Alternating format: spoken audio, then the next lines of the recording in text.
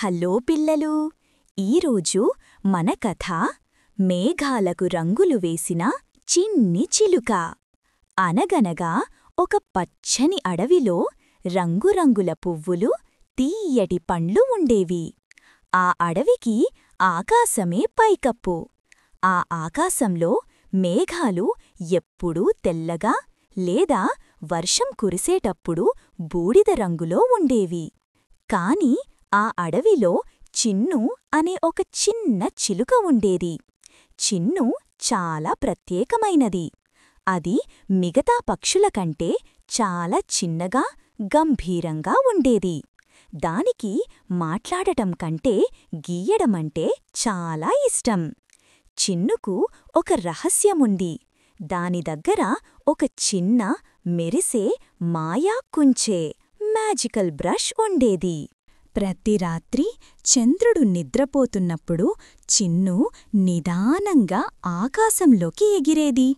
అక్కడ అది ఇంద్రధనుస్సులోని రేకులను, వికసించిన పువ్వుల రంగులను సేకరించి ఆ మాయాకుంచెతో మేఘాలకు రంగులు వేసేది. మేఘాలు అద్భుతంగా మెరిసిపోయేవి. ఒకసారి ఆకాశానికి కోపం వచ్చి, ఇకపై మేఘాలకు ఎవ్వరూ రంగులు వేయకూడదు, అంతా బూడిద రంగులోనే ఉండాలి అని శాసనం చేశాడు. దాంతో ఆకాశమంతా నిస్తేజమైన బూడిద మేఘాలకు నిండిపోయింది. ఆ మేఘాల నీడ అడవిపై, గ్రామంపై పడింది. పిల్లలు ఆడుకోవడం మానేశారు. ఎందుకంటే ఆ బూడిద రంగు వారిని నిరుత్సాహపరుస్తోంది. పువ్వులు కూడా వికసించడం ఆపేశాయి. ఎందుకంటే వాటికి సంతోషంగా రంగులు మార్చుకోవడానికి ఉత్సాహం లేదు. చిన్ను కూడా చాలా బాధపడింది. తన రంగులు లేకుండా ప్రపంచం ఎంత నిస్సారంగా ఉందో చూసింది.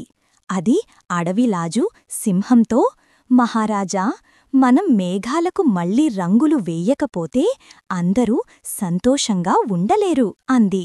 సింహం నవ్వి, చిన్నూ, నీవు ఇంత చిన్న చిలుకవు, మేఘాల దేవుడి శాసనాన్ని, ఈ బూడిద మేఘాలను ఎదుర్కోవడం నీ వల్ల అవుతుందా అని అడిగింది.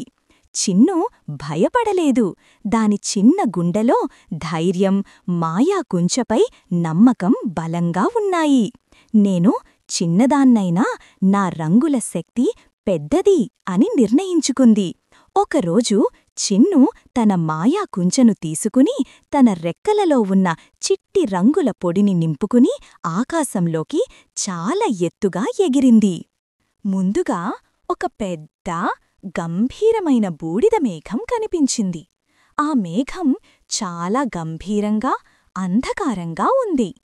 చిన్ను దానికి దగ్గరగా వెళ్ళి తన కుంచెతో ఒకే ఒక్క ఎరుపు రంగు చుక్కను వేసింది. ఆ ఎరుపు చుక్క ఆ బూడిద మేఘంపై మెరిసింది.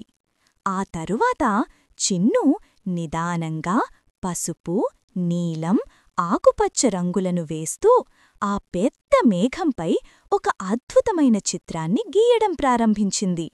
అది ఒక పెద్ద పూలతోటలా, రంగుల పక్షుల గుంపులా కనిపించింది. మేఘాల దేవుడు ఆకాశంలో చూసి ఆశ్చర్యపోయాడు. ఎవరు నా శాసనాన్ని ఉల్లంఘించారు? ఈ రంగులు ఎక్కడివి అని అడిగాడు. అంతలో ఆ రంగుల మేఘం చిన్నును చూసి నవ్వి, దేవుడా, ఇది చిన్ని చిలుక చేసిన మాయ.